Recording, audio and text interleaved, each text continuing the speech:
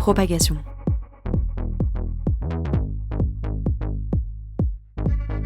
Le podcast qui décode la guerre informationnelle. Dit autrement, dit un peu brutalement, la politique c'est le clivage. Ou dit encore un tout petit peu autrement, les choses se politisent quand elles deviennent clivantes.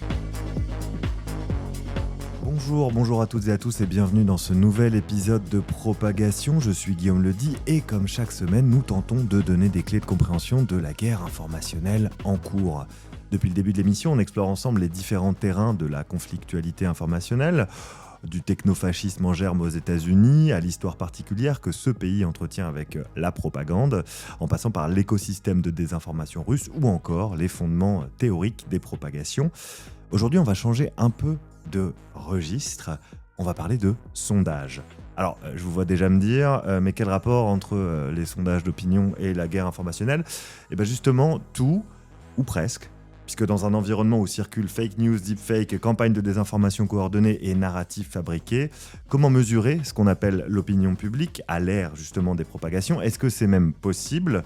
Ou est-ce que, pour reprendre la fameuse formule de Pierre Bourdieu en 1972, l'opinion publique n'existe toujours pas ? Je pense qu'il y a un abus de science. C'est un usage illégal, de la science sociale. Bon. Et comme on parle d'usage illégal de la médecine. Bon. Et à ce titre, je souhaiterais beaucoup que des institutions efficaces, de contrôle efficace soient mises en place et qu'en tout cas, et c'est le sens de mon intervention, le soupçon se généralise à l'égard des sondages, que les hommes politiques, les journalistes, etc., regardent de manière soupçonneuse, c'est-à-dire avec vigilance, comme le font les chercheurs, les sondages. Donc ça, c'était justement la voix de Pierre Bourdieu qui n'a eu de cesse de mettre en garde contre les sondages, notamment parce que ces derniers sont au cœur d'un triple paradoxe. D'abord, ils sont censés mesurer l'opinion, mais ils peuvent aussi parfois la fabriquer. Ensuite, ils prétendent capturer l'instantané d'un moment, alors que nous vivons à l'ère des propagations à haute fréquence, dans laquelle les opinions circulent et mutent, parfois même à la vitesse des algorithmes. Enfin, ils sont à la fois des outils de compréhension démocratique et des armes potentielles dans justement la guerre informationnelle. On le voit avec notamment la volonté d'un Pierre-Édouard Stérin de racheter un institut ou de lancer le sien pour imposer ses thèmes de prédilection dans le débat public. De bien vastes sujets donc qu'on va tâcher de défricher avec un professionnel de la profession, et pas n'importe lequel, puisque pour déchiffrer tout ça, j'ai le plaisir de recevoir Jean-Yves Dormagin. Bonjour. Bonjour. Bienvenue dans Propagation. Vous êtes professeur de sciences politiques à l'Université de Montpellier, toujours, et puis spécialiste reconnu de l'abstention électorale. Et vous êtes, surtout peut-être aujourd'hui, président fondateur de Cluster 17. En tout cas, je dis surtout pour l'épisode qu'on enregistre aujourd'hui. Cluster 17, qui est un institut de sondage, on y reviendra, qui a un petit peu secoué, il y a quelques années, le petit monde des instituts de sondage français. On peut le dire ? Je vous vois faire la moue, à l'époque en tout cas. Oui, si on peut. Pourquoi pas ? Alors, ma première question, c'est, je ne sais pas si mon introduction vous convient, mais je me suis permis de la poser les choses comme ça, puisque vous avez dit, à une époque, dans une interview, je participe moi-même à la fabrication de l'opinion publique en faisant des sondages, avec mon institut de sondage. Donc la première question, c'est les sondages, est-ce qu'ils mesurent l'opinion ou est-ce qu'ils participent à la créer ?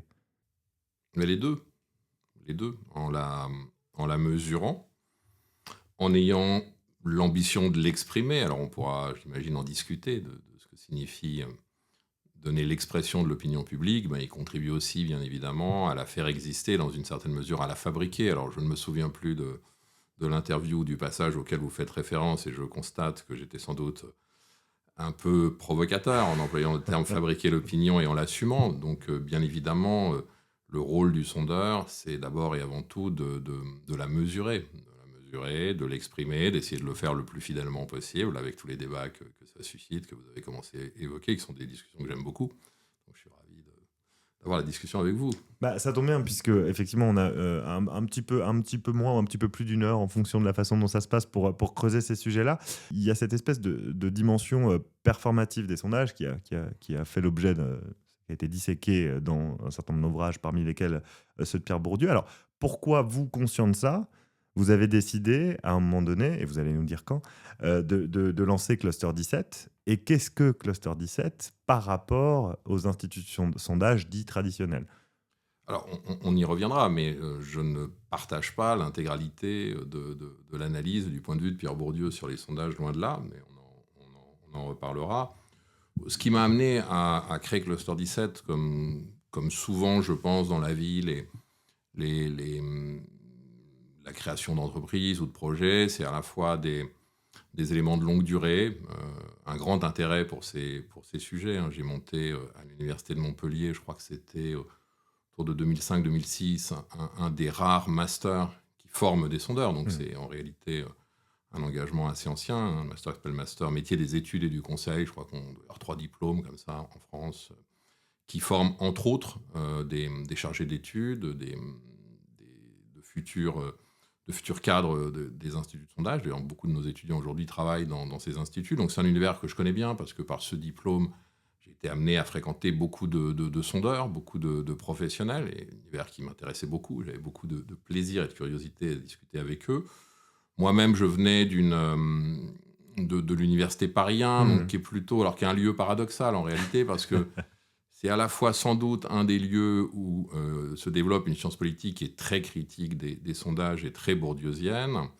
Et en même temps, si vous regardez le curriculum vitae des professionnels des sondages, vous verrez que la plupart viennent de cette université, viennent même des masters recherche de cette université. Donc c'est un peu paradoxal.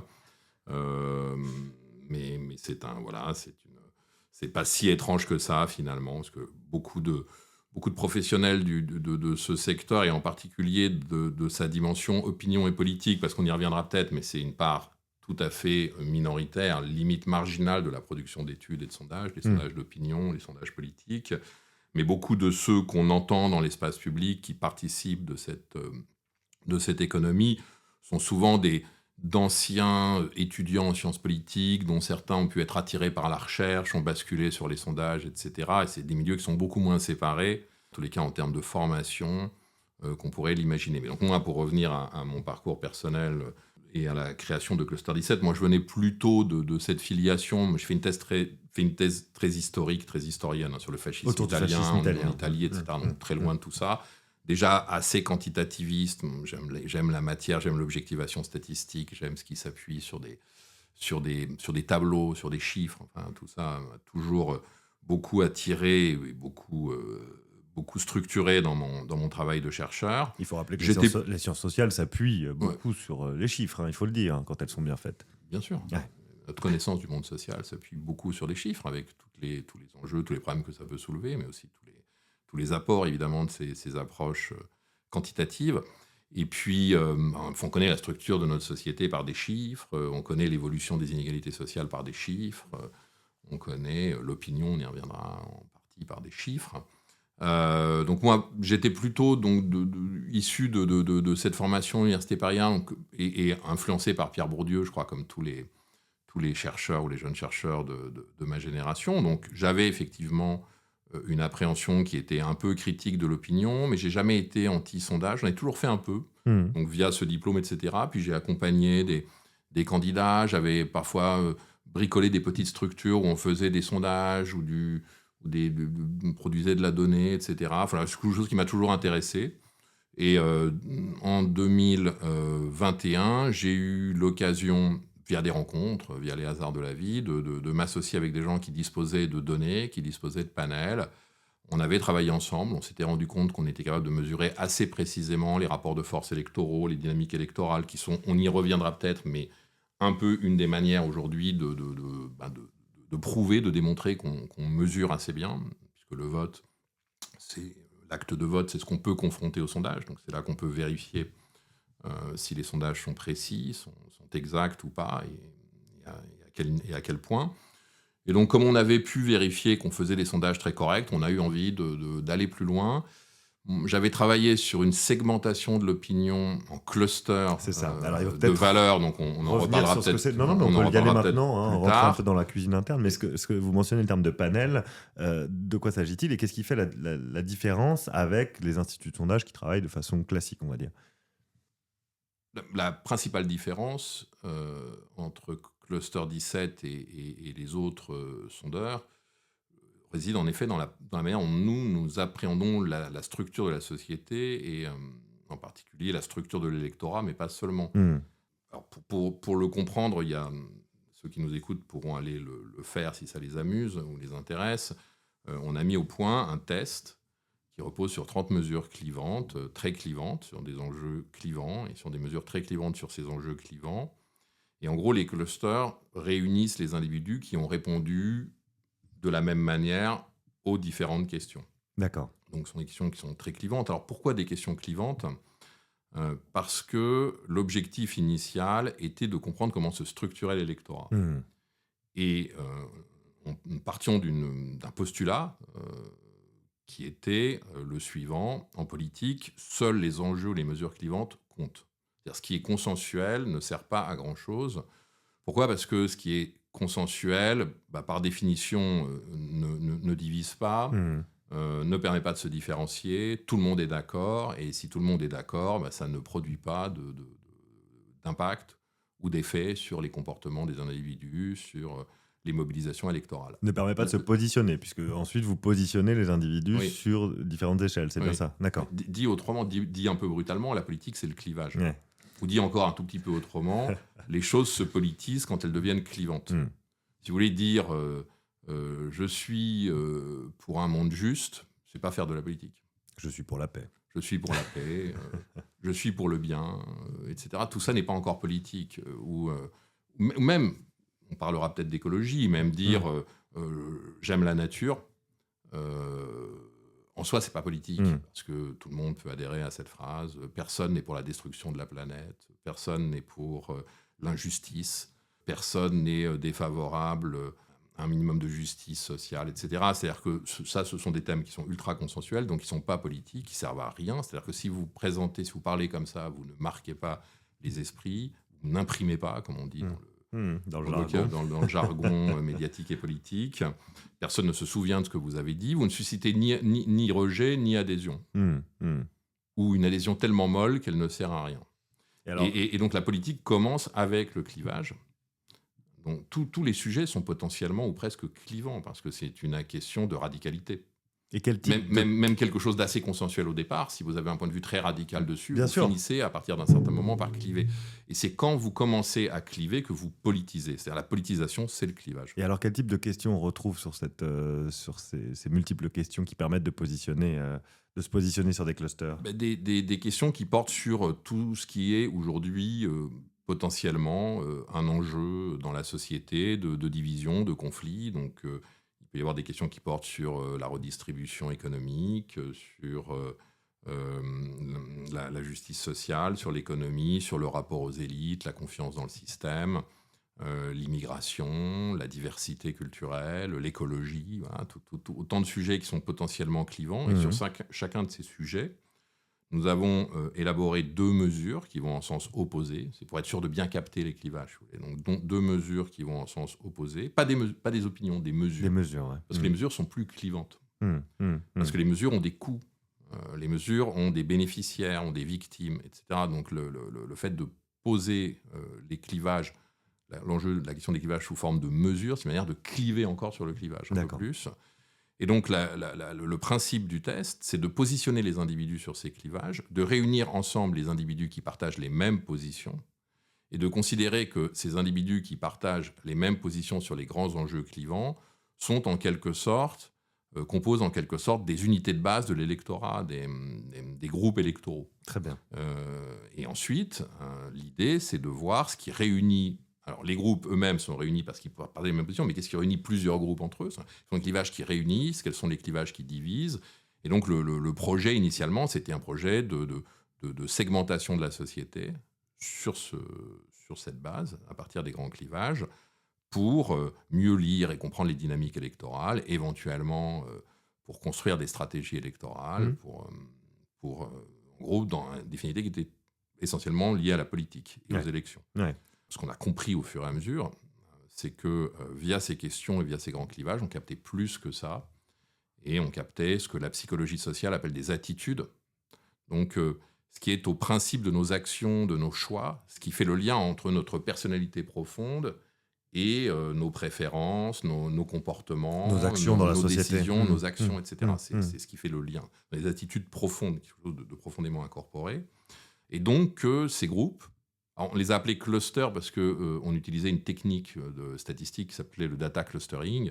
Et Cluster 17 existait avant Cluster 17, c'est-à-dire que cette méthode, on l'a mis au point entre 2018 et 2019.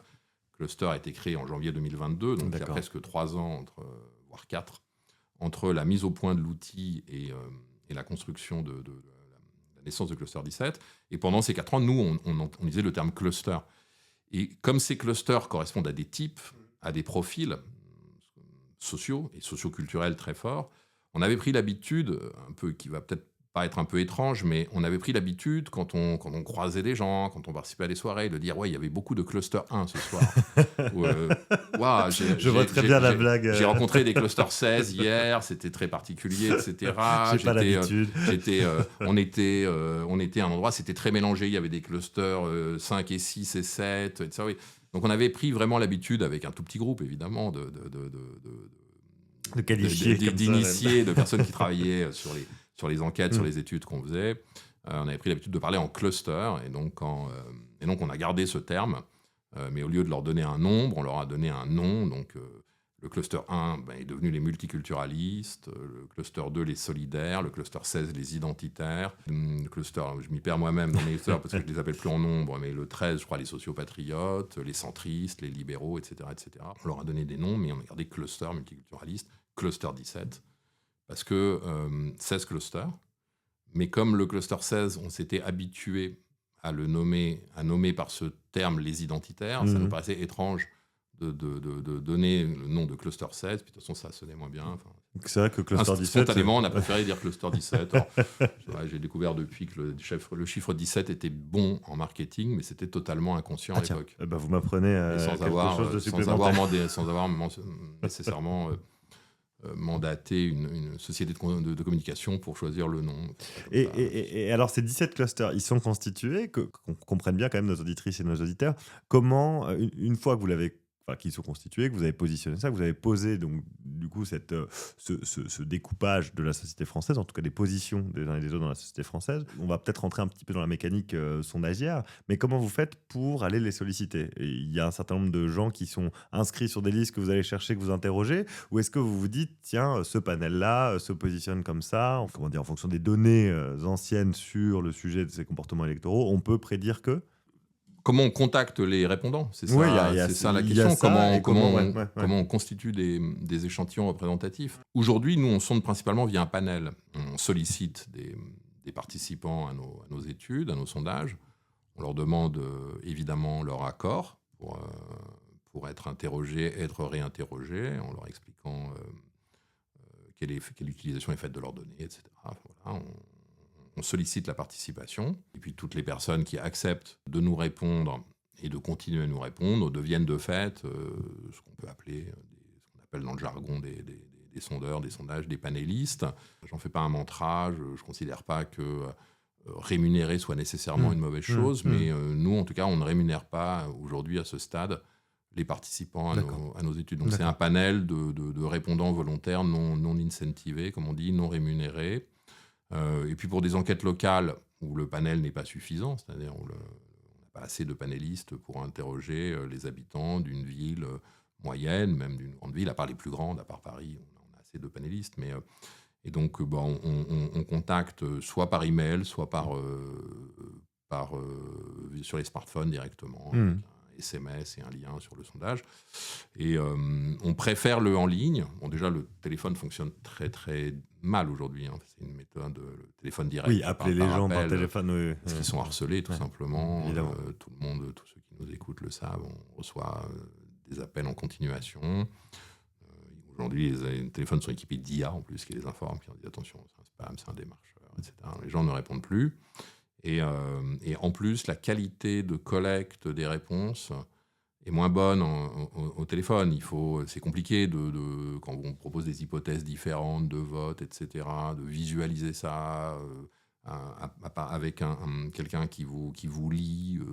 Oui, puis il faut être disponible intellectuellement. La qualité de réponse est, à mon avis, moins bonne. Donc, pour plein de raisons, on préfère interroger en ligne, y compris au niveau local. Mais bon, là, Là, sans doute, on rentre dans des choses qui sont un peu de la cuisine et qui ne sont pas très intéressantes pour les... Cette cuisine interne, c'est intéressant d'avoir un petit peu l'idée de la façon dont vous procédez. Et la question qui peut aussi effectivement nous intéresser ici à Propagation, c'est de savoir comment vous intégrez, si vous l'intégrez, la diffusion d'un certain nombre d'éléments dans le cadre de ces clusterings. Je m'explique, vous avez monté votre institut de sondage assez tardivement, Internet était déjà là, l'écosystème informationnel était déjà en train de muter. Est-ce que ça a fait partie de votre réflexion et est-ce que vous vous êtes dit, tiens, cette méthode des panels sera peut-être un petit peu plus un petit peu plus évolutive que les méthodes traditionnelles de soit sondage sortie des urnes, soit de justement méthode des quotas en fonction d'un certain nombre de choses préexistantes.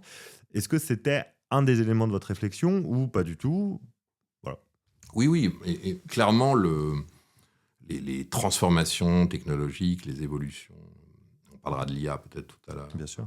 Le fait que tout le monde, ou presque, non seulement des Français, mais les habitants du monde aujourd'hui, soient connectés, presque le fait que les réseaux sociaux aussi ont un niveau de pénétration extrêmement élevé, que donc cette connexion, cette hyperconnexion, elle permet de sonder la France, le monde entier, Tours, Poitiers, la Pologne,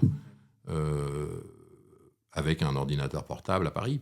Et donc, elle modifie, mais radicalement, ce qu'est la construction, la fondation d'un institut de sondage.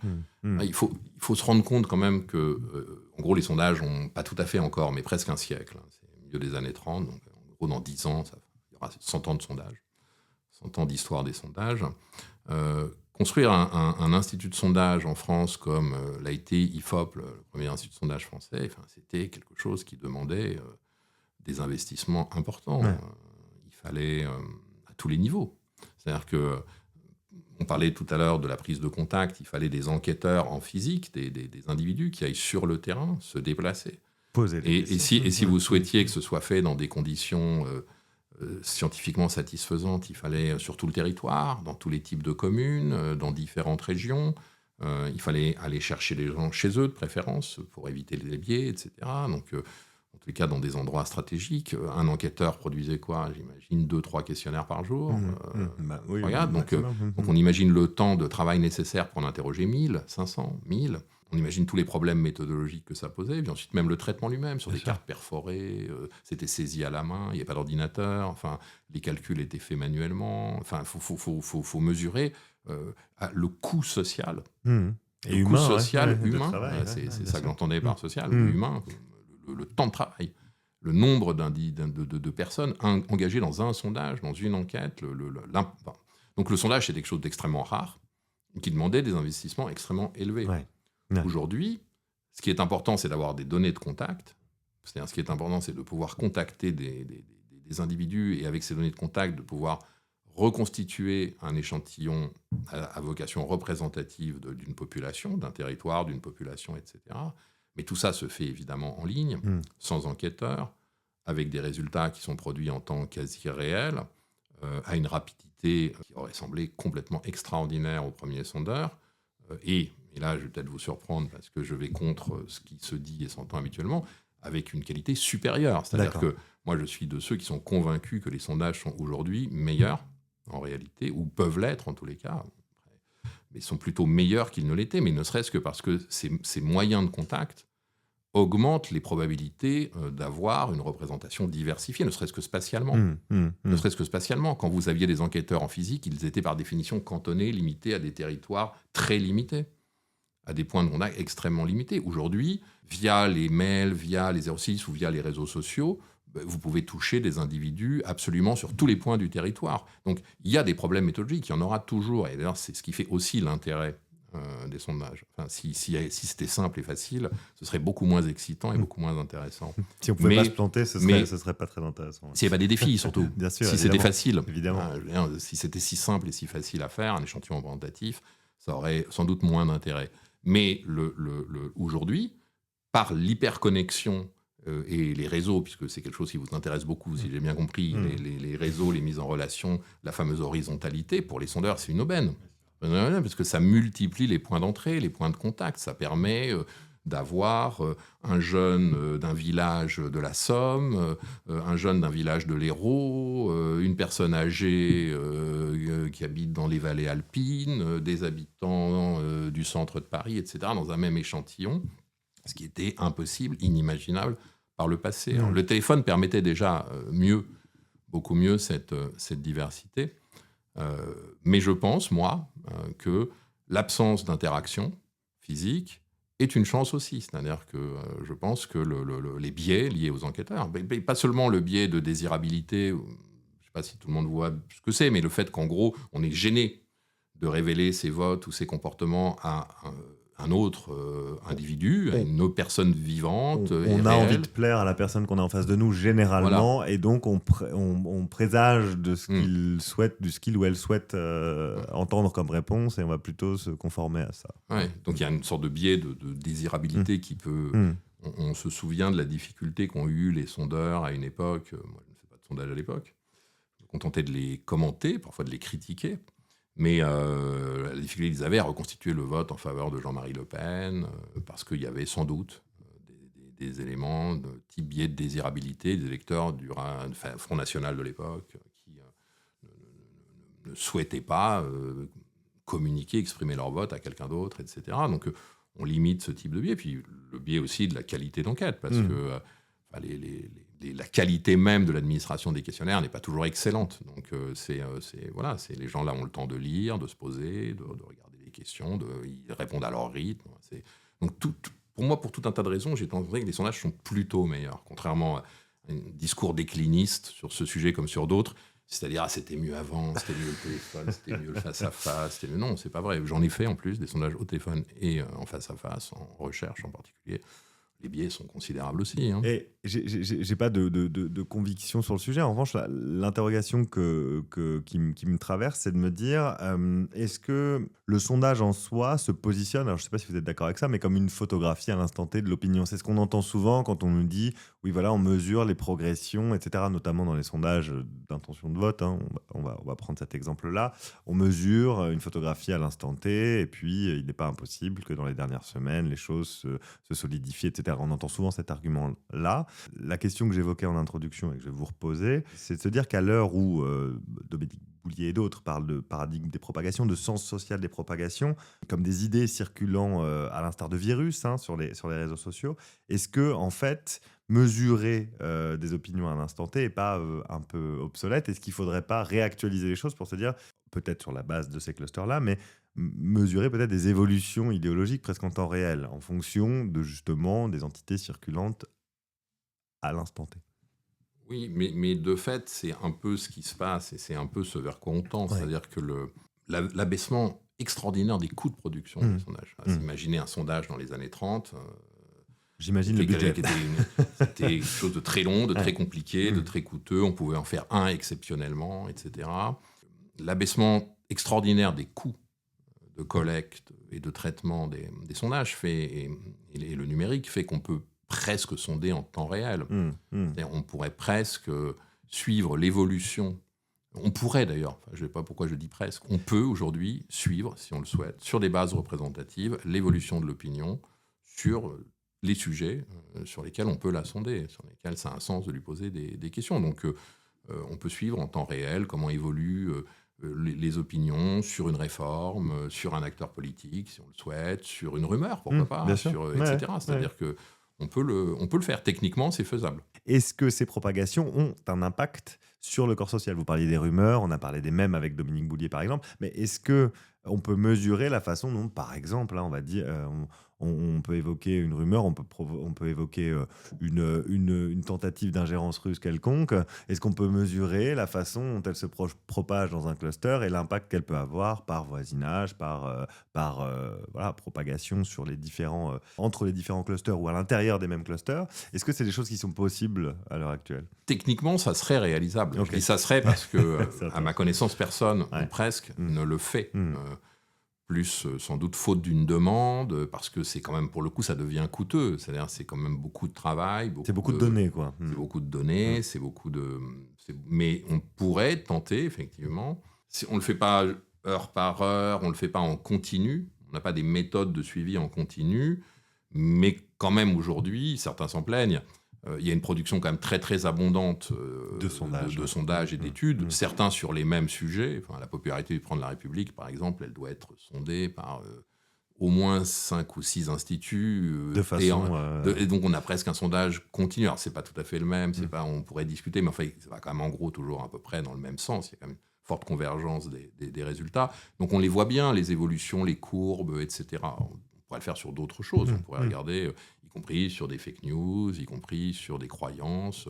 On pourrait voir comment ça se diffuse. La question, c'est est-ce que ça aurait un intérêt ? Est-ce que je veux dire par là, certains narratifs complotistes, par exemple, est-ce que c'est la peine de les mesurer heure par heure ? C'est déjà intéressant de voir leur niveau de pénétration, déjà de voir qui y adhère, à quel rythme ça progresse. Et c'est déjà, à mon avis, suffisant. Et puis il faut savoir effectivement quoi regarder et quand et sur quel cluster pour en avoir effectivement pour mesurer l'impact. La question en creux, c'est ça, est-ce qu'on peut mesurer l'impact des propagations sur la société, c'est-à-dire, et on va essayer d'être assez précis, mais sur le vote d'un certain nombre d'individus. Est-ce que vous, depuis que vous avez lancé Cluster 17, vous voyez une augmentation d'une certaine typologie de cluster? Est-ce que vous pourriez éventuellement la lier à la propagation de narratifs, on va dire, illibéraux ou promouvant une certaine forme d'autoritarisme, par exemple? Oui, on voit les... Alors, d'ailleurs, je reviens même à la question, à la première, qui devait être la première ou la deuxième question, c'est-à-dire que une des motivations que j'ai eues à mettre en place Cluster, que j'ai qualifié, moi, de laboratoire d'études de l'opinion,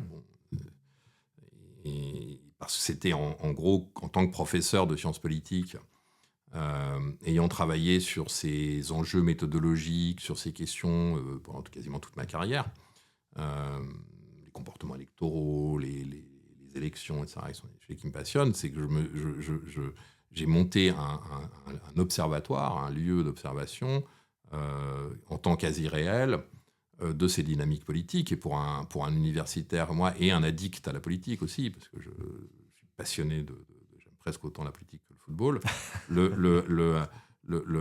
c'est quelque chose d'extrêmement excitant, quoi, hein, de voir les données comme ça se émerger, de voir de pouvoir suivre et observer et analyser ces dynamiques en temps quasi réel, c'est évidemment... et même pour quelqu'un, alors j'aime pas dire ça parce que ça me vieillit, mais même pour quelqu'un de ma génération, c'est un peu extraordinaire. C'est-à-dire parce que justement, les sondages, c'était autre chose. Moi, quand j'ai commencé à m'intéresser à la politique, c'était tout autre chose. Quand j'ai commencé ma carrière universitaire, c'est des secteurs ou des domaines qui évoluent à une vitesse considérable avec les technologies, justement, et avec toutes les transformations auxquelles on est confronté. Et donc, voir ces dynamiques se faire, évidemment que c'est extrêmement passionnant. Et pour répondre à votre question un peu plus précisément, nous, ce qu'on observe, pour le dire un peu brutalement, c'est une polarisation. C'est pas très extraordinaire de dire ça, c'est un terme qui est... Oui, mais qui est débattu, ceci dit, qui est débattu. Le terme peut être débattu, mais c'est intéressant de voir je pense qu'on l'objective. Nous, je pense qu'on l'objective. C'est-à-dire que notre outil est un outil de mesure de la polarisation. C'est-à-dire que vous avez bien compris que l'importance des clivages, l'importance qu'on donne aux conflits et aux oppositions est absolument centrale dans notre méthode. Donc nous, on les mesure. Et donc, on mesure aussi leur évolution. Et ce qu'on a vu, c'est qu'entre 2021, fin 2021, qui est la période en gros où on commence à réfléchir sérieusement au projet Cluster 17, et aujourd'hui, quand on interroge les mêmes individus, exactement les mêmes, on leur pose les mêmes questions sur ces sujets clivants, ils sont un peu plus, en moyenne, un peu plus radicaux qu'il y a 3 ans. Des deux côtés de l'échiquier ? Des deux côtés de l'échiquier. D'accord. C'est-à-dire que les conservateurs sont un peu plus conservateurs en moyenne, donc un peu plus identitaires, un peu plus conservateurs, un peu plus autoritaires en moyenne, et les progressistes sont un peu plus progressistes. Donc il y a vraiment une polarisation au sens strict du terme, puisque la clusterisation, c'est des groupes, c'est des pôles.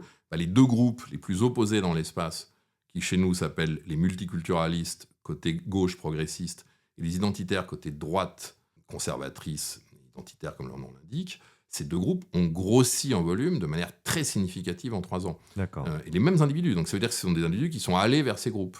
Ceux qui y étaient ont eu tendance à y rester. Vous aviez des individus qui étaient dans des positions plus modérées de l'espace des clivages, de l'espace des oppositions et des valeurs, qui ont eu tendance à se diriger vers les pôles. Donc il y a bien une vraie polarisation au sens... d'ailleurs, à tel point que nous, on a fait une deuxième clusterisation, le test qui est actuellement sur notre site, Cluster 17, C'est une deuxième, Il est c'est une renouvelé. V2, c'est une V2, le premier a été fait en 2019, pour justement enregistrer cette polarisation, et aussi parce que en plusieurs années, on avait vu qu'il y avait des questions qui ne marchaient pas très bien, et qu'il y avait des groupes on n'était pas complètement satisfait de tous nos groupes.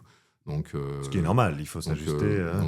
On a préféré refaire cette polarisation pour mieux capter une société plus polarisée, pour mieux la comprendre.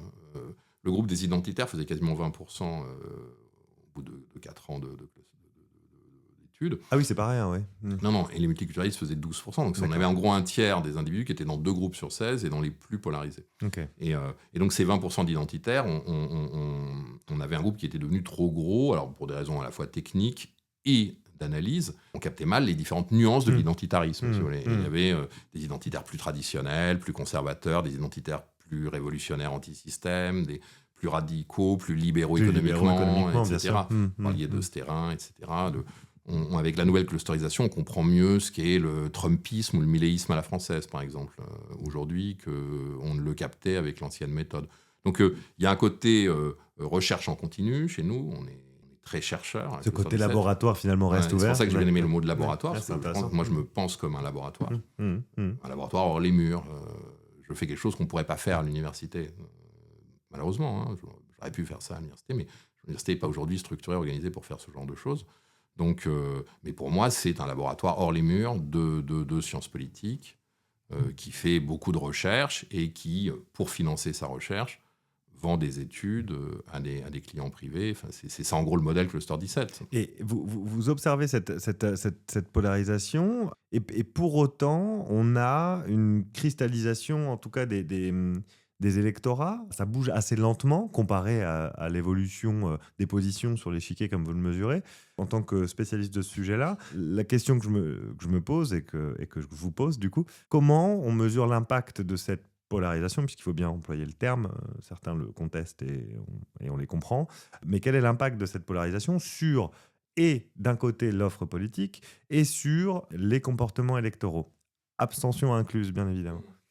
Est-ce que ça évolue lentement si on se place du côté de l'offre politique et de l'espace politique, on pourrait discuter. C'est-à-dire que c'est vrai.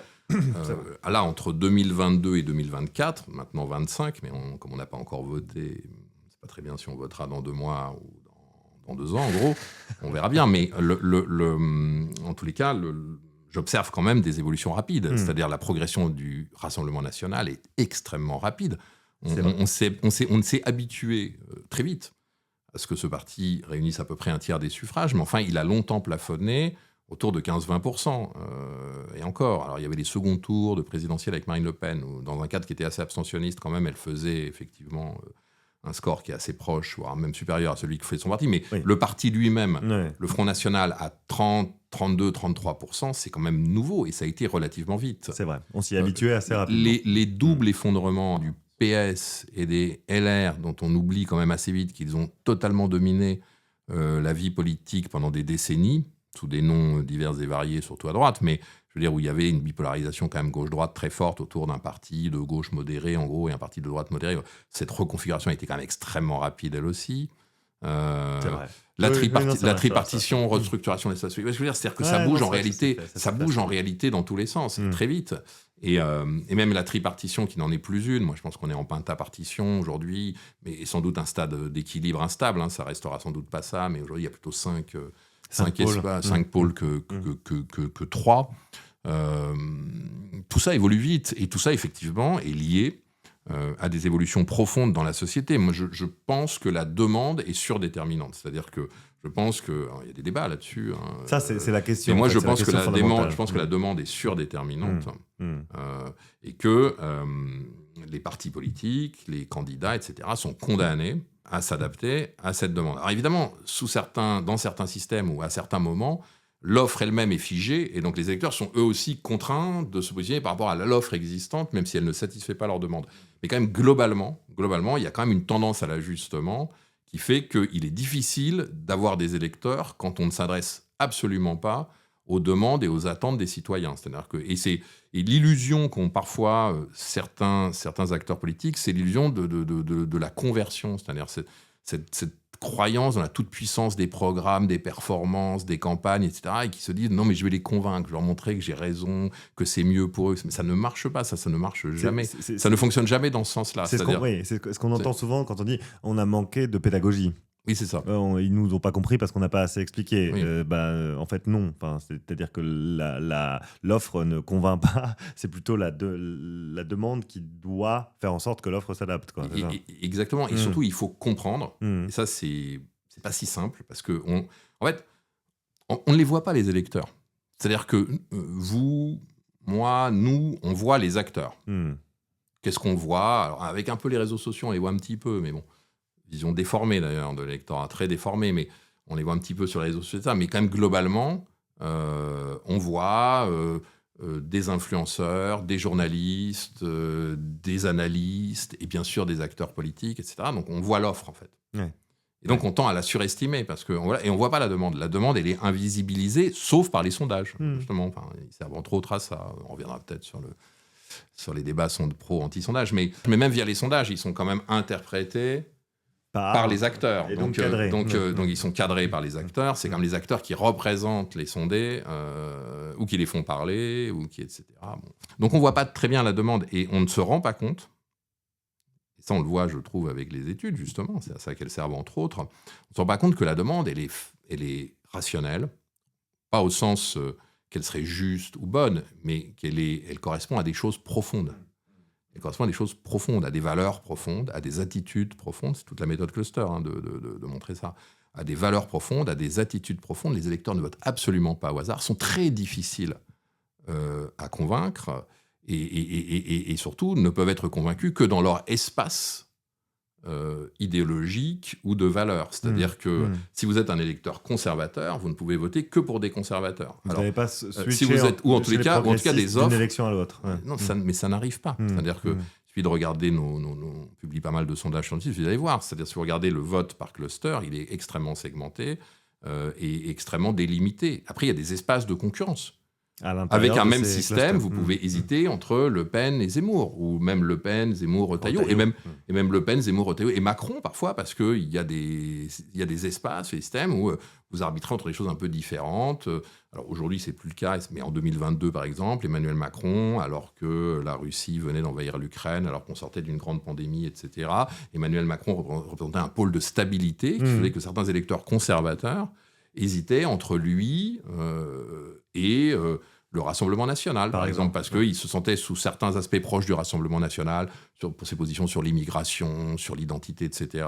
Mais en même temps, ils étaient plus rassurés par le président sortant, comme capable de les protéger, de tenir le pays dans des moments compliqués, etc. etc. Donc, oui, c'est ce genre d'arbitrage, mais jamais ils n'hésitaient avec un candidat écologiste ou même un candidat socialiste, etc. Parce que l'espace des possibles est délimité, profondément délimité par les systèmes de valeurs, de représentation des individus, ce que moi j'appelais les attitudes profondes tout à l'heure.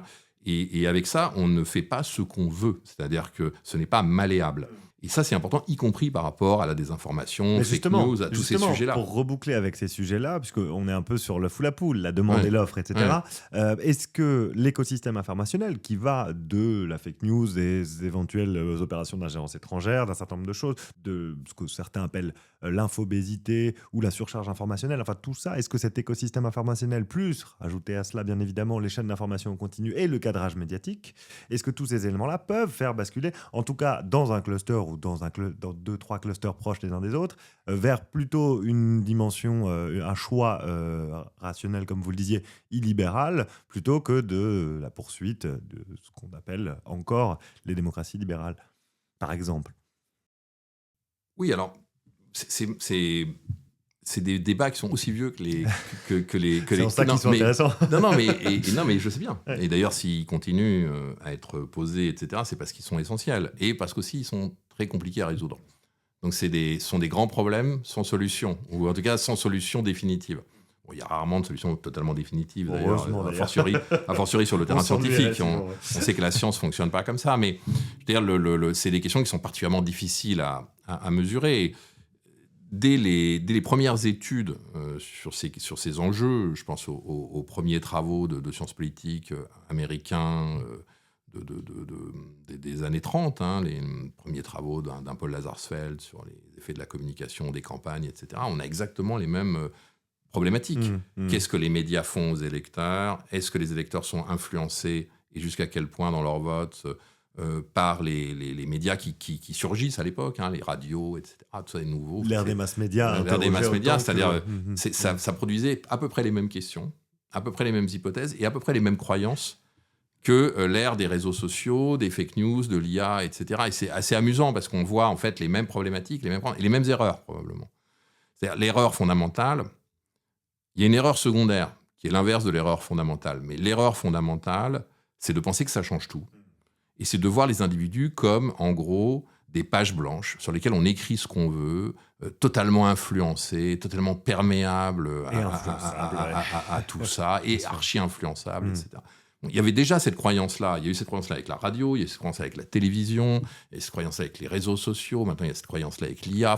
Mais en même temps, il y a une autre erreur qui est le symétrique de l'erreur fondamentale, qui est de dire que ça ne change rien. Parce que ça ne change pas rien. Ça ne change pas rien. Ça produit des effets. La question, c'est lesquels. La question, c'est d'essayer de comprendre lesquels et d'essayer d'avancer de manière, pour le coup, scientifique et raisonnable, au sens faire tourner des outils, de la donnée, des dispositifs expérimentaux, des choses vérifiables, etc. Bon. Et c'est très compliqué parce que comment isoler l'effet d'un média sur les valeurs, les opinions et les choix politiques d'un individu? C'est extrêmement compliqué. Ça peut paraître simple comme ça. Moi, j'entends, comme vous, beaucoup de gens dire c'est CNews qui, vous voyez, si le pays est de plus en plus à droite, de plus en plus conservateur, c'est Bolloré, c'est CNews, etc. Bon. C'est un narratif qui circule beaucoup et qui est facile à comprendre. Oui, en plus, ça a l'avantage... Oui, c'est très séduisant. D'abord, les explications simples, c'est toujours très séduisantes. Identifier un responsable, c'est encore mieux. C'est-à-dire que rien n'est plus satisfaisant que de savoir d'où ça vient, de connaître l'origine. Quand c'est en plus le produit d'un complot ou d'un semi-complot, c'est encore mieux, c'est encore plus simple. Et puis, ça exonère aussi de toute responsabilité. C'est-à-dire que si aujourd'hui les classes populaires votent à droite, c'est principalement parce qu'elles sont manipulées, elles ne comprennent rien, elles ne comprennent pas leurs intérêts, elles ne comprennent pas, etc. Elles sont manipulées par CNews et Elon Musk, on va dire. Par CNews, Elon Musk, les réseaux sociaux, etc. Bon, évidemment que ça ne fonctionne pas comme ça. C'est un peu ce qu'on a reproché aux démocrates aux États-Unis, de chercher ce type de responsables au lieu de se mettre eux-mêmes, de se remettre eux-mêmes en cause par rapport à ce qui Trump 1 puis Trump 2 d'ailleurs. Absolument. Et puis il y a le problème de comment vous, qui est un problème pour le coup méthodologique majeur, c'est comment on identifie l'impact. C'est ça. Parce que une fois que j'ai dit ça, je vais dire le contraire. Au sens où, ce que je veux dire, c'est qu'il est probable que le visionnage de CNews au quotidien produit des effets.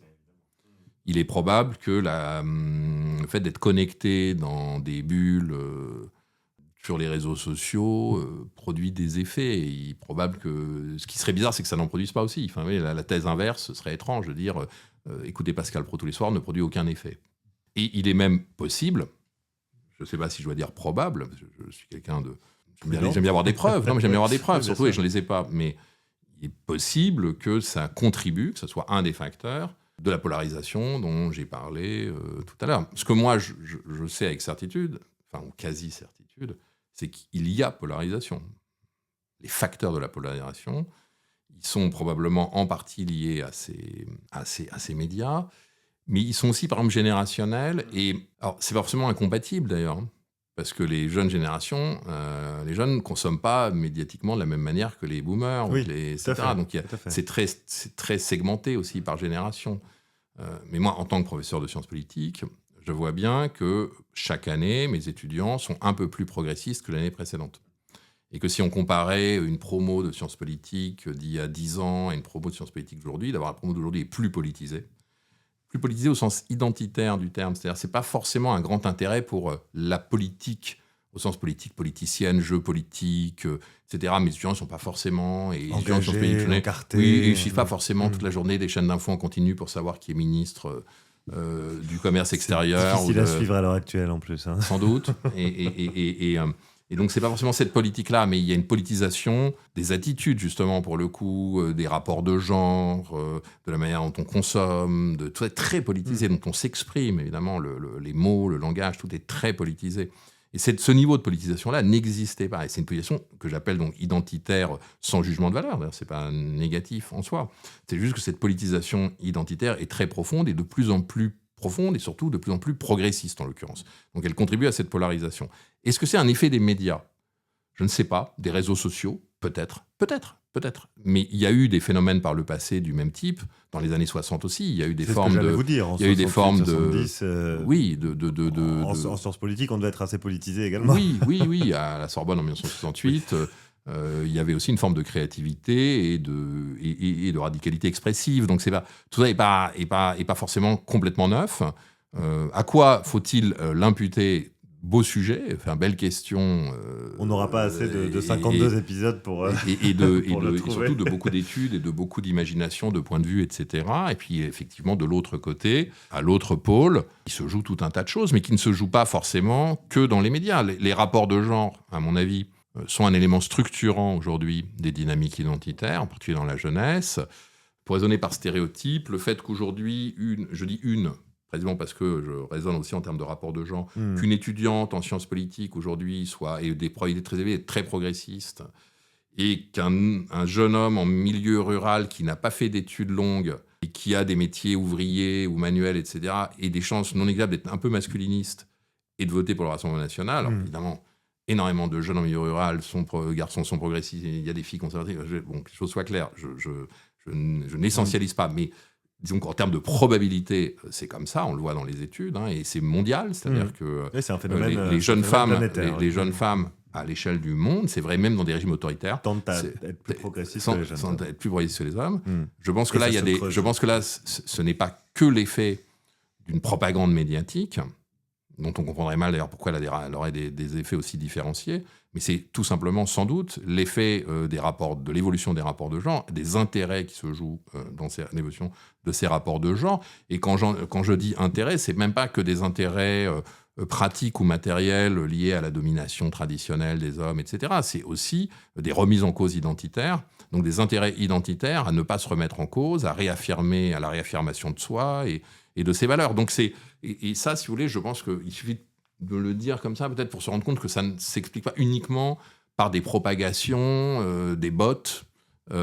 C'est plus profond. Et là, on est dans des choses qui sont des éléments profondément structurants et profonds. Alors justement, les propagations, les bots, comme vous le disiez, les campagnes désinformationnelles ou informationnelles, d'ailleurs, peuvent jouer peuvent peut-être encourager, densifier un petit peu les convictions des uns et des autres, peut-être parfois même de les enfermer dans des formes de bulles de filtre desquelles il est difficile de sortir, en tout cas des bulles de filtre informationnelles. Ça a été étudié, parfois battu en brèche. C'est des choses qui sont encore en train d'être pensées et réfléchies.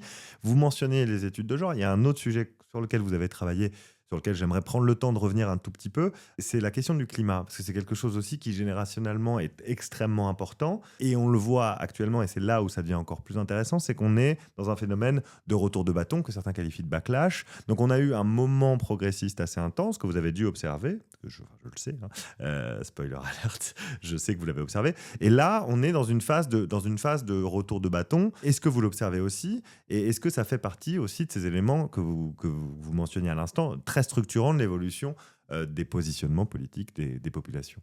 Oui, alors, en plus, je vous remercie de venir sur ce sujet-là parce qu'il est intéressant par rapport justement aussi en termes de méthode, pour le coup, aux complémentarités qu'il peut y avoir entre ce qu'on appelle le social listening, en gros, enfin, l'auscultation des réseaux sociaux et les sondages, dits d'opinion.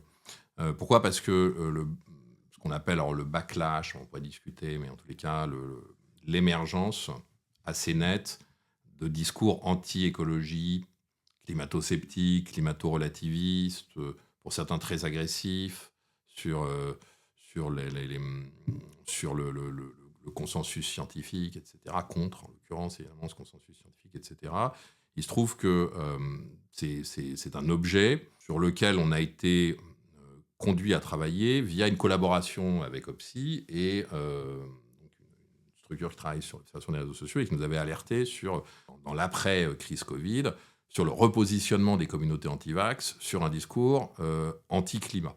Et effectivement, alerter là-dessus et sensibiliser à une volumétrie non négligeable sur les réseaux sociaux de messages anti-climat, climato-sceptiques, climato-négationnistes, etc., nous nous étions interrogés sur la capacité de ces messages à pénétrer la société française. Et donc on avait sondé des narratifs climato-sceptiques, dont certains radicaux, sur le fait que tout ça était une supercherie, une arnaque.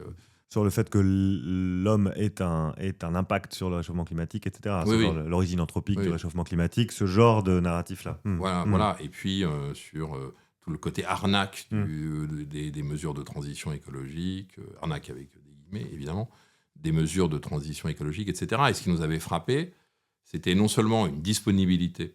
Ouais. Donc là, les sondages servent à quelque chose aussi, c'est-à-dire à tester des disponibilités, un accueil. On sont reçus ces narratifs dans la société.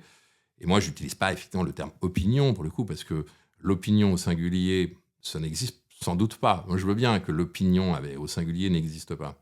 Mais des opinions, souvent conflictuelles, sur tout un tas de sujets, j'en trouve dans mes sondages. Et j'en trouve sous mon scalpel de sondeur. Donc vous vous réconciliez avec Pierre Bourdieu, là. C'est ce que vous êtes en train de faire. Pas tout à fait. J'ai pas forcément envie de me réconcilier. Donc, n'essaie pas de faire de moi un homme de consensus, un néo-bourdieusien consensuel. Non, je pense qu'on pourrait reprendre la discussion sur Bourdieu. Mais sur les opinions, donc des opinions opposées, radicalement opposées sur ces sujets-là.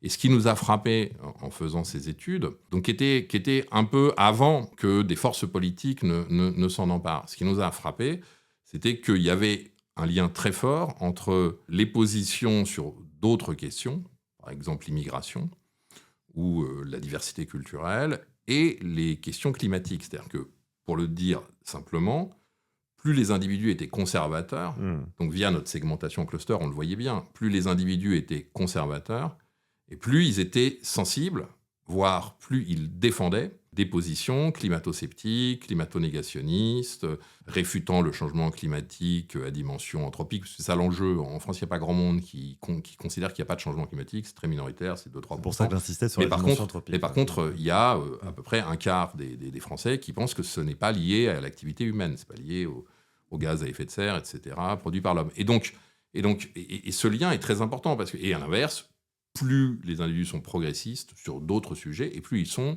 pro-écologie, pro-transition, etc. Donc les deux sont très étroitement corrélés, et c'est pour ça que ça peut avoir une incarnation politique en termes d'offres. C'est là que la demande est structurante.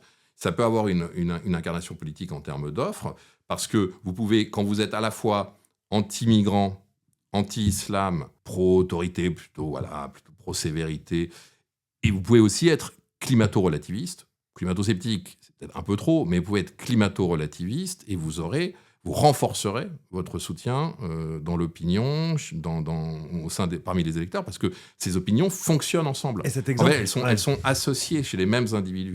Et c'est pour ça qu'elles trouvent un débouché politique. Et dans ce cas-là, je pense que la demande précède l'offre. En tout cas, l'offre politique électorale. Il y a des producteurs de narratifs.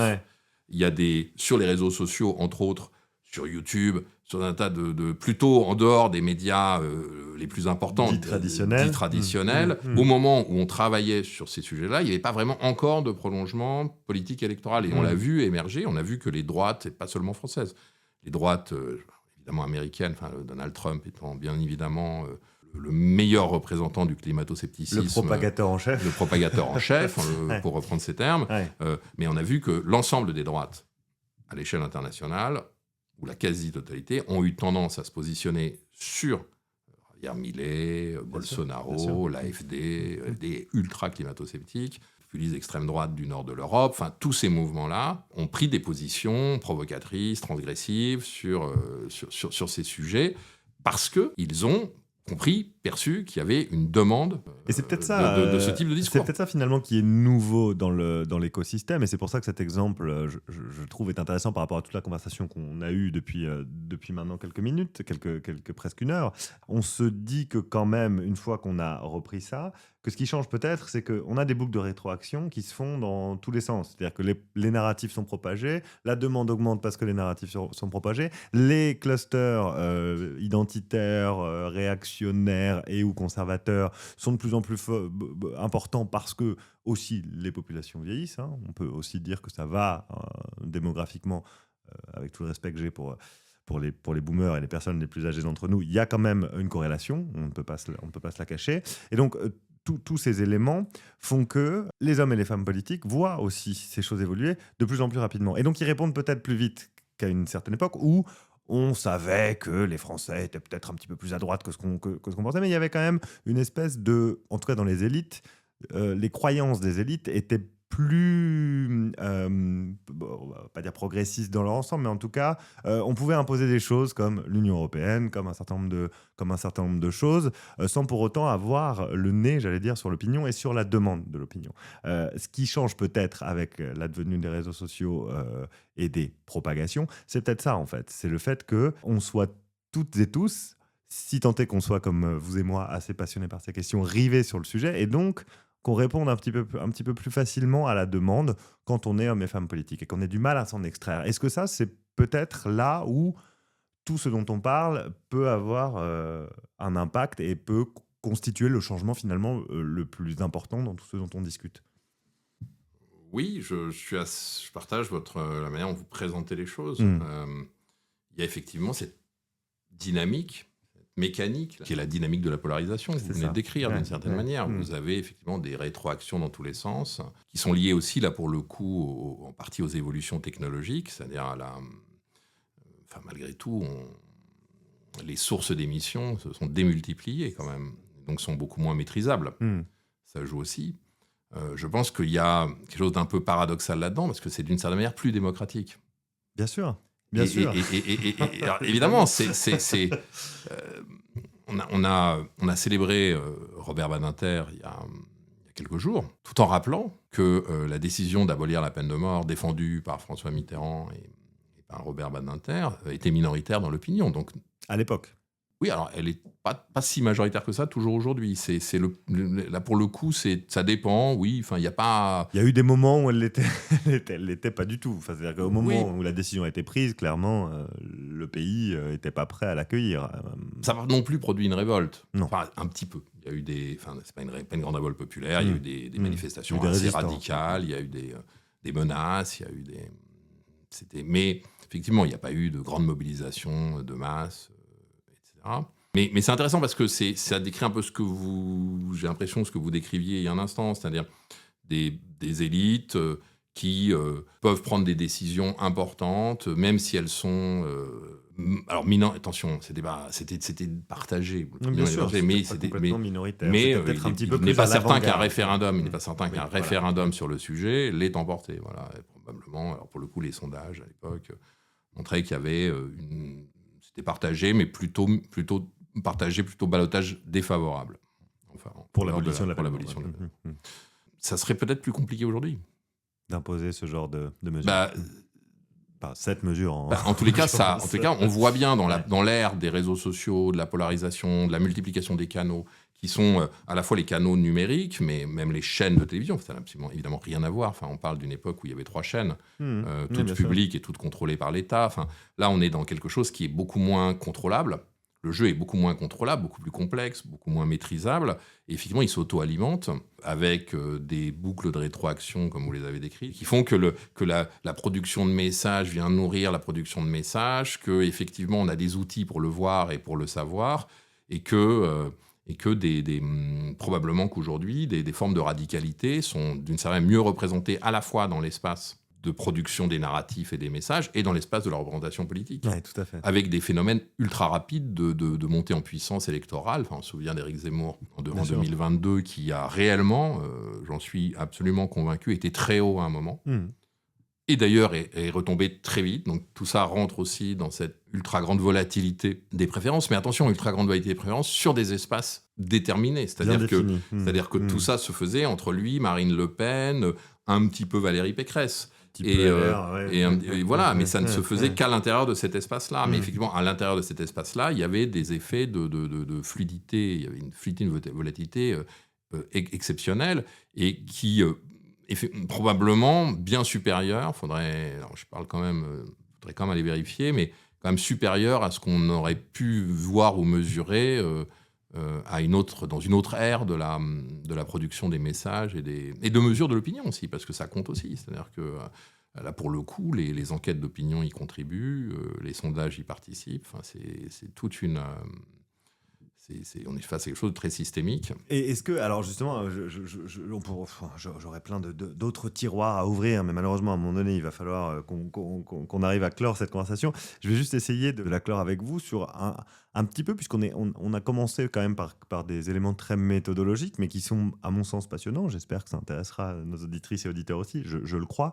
Est-ce que pour vous, les sondages d'opinion traditionnels, dits traditionnels, comme les médias dits traditionnels, vont pouvoir survivre, ou alors est-ce qu'ils devront muter à ce dont on parle depuis tout à l'heure, c'est-à-dire au scrapping des réseaux sociaux en temps réel, à cette masse de données qu'on analyse et qui crée elle-même des effets sur l'état du marché, aux prédictions, à l'analyse par intelligence artificielle, à l'usage de LLM dans cette analyse-là. Est-ce que le champ va évoluer de façon, selon vous, drastique ? Vous n'êtes pas, évidemment... Madame Irma, mais si vous deviez faire une petite prédiction là-dessus, quelle serait-elle ? Je pense que le sondage représentatif sur un échantillon d'individus, les mots qu'on emploie sont extraordinaires, hein, je vais dire réels. C'est comme si vous imaginez... imaginez des sondeurs des années 30 dire qu'ils interrogeaient, préciser que c'était des individus réels, c'est déjà... donc des humains certifiés, de véritables humains, authentifiés comme tels. Je pense que ce type de sondage a encore un avenir pour un certain temps. Après, je ne suis pas capable, mais on m'avait parlé de 10 ans. J'ai tendance à croire que si on refait l'interview dans 10 ans, et on la refait. Je pense que je sonderai encore, j'espère, et sur des échantillons d'humains réels pour tout un tas de raisons, de fiabilité, etc. Mais parce que je pense même que c'est un peu plus profond que ça. Je pense que les outils synthétiques, etc., ont besoin de se nourrir eux-mêmes de l'activité et de la pensée des êtres humains. C'est tout le paradoxe. La représentativité reste quelque chose de très important aussi. C'est-à-dire que... et la représentativité de l'instant T, comme vous disiez, mais c'est fondamental aussi l'instant T. C'est-à-dire que si demain, on a envie de savoir ce que les citoyens pensent de l'imminence d'une guerre ou d'une menace ou de l'émergence d'un problème ou d'une pandémie, etc., je pense que pendant encore longtemps, on fera plus confiance à un échantillon d'individus réels qui vivent réellement cette situation et qui ont réellement, contrairement à ce que croient certains, un point de vue ou des plus ou moins structurés, plus ou moins organisés, mais même un point de vue, un ressenti sur ce qui se passe. Après, l'IA, elle est évidemment, l'intelligence artificielle, panels synthétiques existent déjà et qui sont en train de se développer, c'est-à-dire le fait de créer des avatars, d'individus, de répondants avec des profils plus ou moins spécifiques, vont évidemment beaucoup se développer, feront sans doute même partie de l'offre des entreprises de sondage ou des instituts de sondage, comme on dit. Ils seront d'ailleurs sans doute, pour certains d'entre eux, nourris par des sondages, et c'est ça. et nourris par de véritables études, et ils auront l'avantage de pouvoir être faits en temps réel, à un coût quasi nul. Et ils produiront eux-mêmes des effets sur le... Ils rentreront dans les boucles de rétroaction dont on parle. Exactement. Et du coup, ce qui va se passer, mais ça, je pense que ça peut se passer très vite.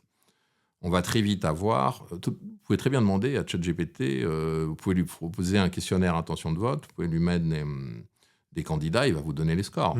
Vous allez avoir un sondage. Donc, ne faites pas ça chez vous, c'est dangereux. Et tout l'enjeu va être de distinguer, mais comme dans d'autres sujets, comme d'autres domaines, le réel du fake, le fait selon les règles de l'art, à partir d'interviews auprès d'individus réels de ces produits ou de ces objets pirates qui seront invérifiables. Il y aura peut-être des gens qui préféreront croire aux produits pirates, c'est vrai dans d'autres domaines, donc on va retrouver des problématiques qu'on a sur d'autres sujets. Mais c'est vrai qu'aujourd'hui, les panels synthétiques, les avatars, etc., vont beaucoup se développer. Alors, ça peut être très intéressant. Moi, je crois à l'utilité et à l'intérêt de ces avatars, mais je crois aussi à la nécessité absolue de distinguer entre des études faites sur de vrais individus, à partir de vrais individus, de leurs réponses, etc., sur des bases représentatives. C'est ça que garantit normalement un sondage. Et pour ça, justement... De toutes ces productions qui peuvent être utiles, mais qui ne peuvent pas s'y substituer. Et pour ça, justement, il faut toujours, petit conseil en passant comme ça, s'intéresser à la méthodologie. Quand vous voyez un sondage passer, on a quand même une certaine, en France notamment, forme de transparence sur la méthodologie, méthode des quotas, pas méthode des quotas, combien de personnes interrogées, etc. etc. C'est toujours intéressant de se poser la question de la méthodologie et je crois qu'on l'a bien creusé avec vous, Jean-Yves Dormagin, aujourd'hui. Merci beaucoup d'être venu. On aurait pu aborder encore tout un tas de sujets.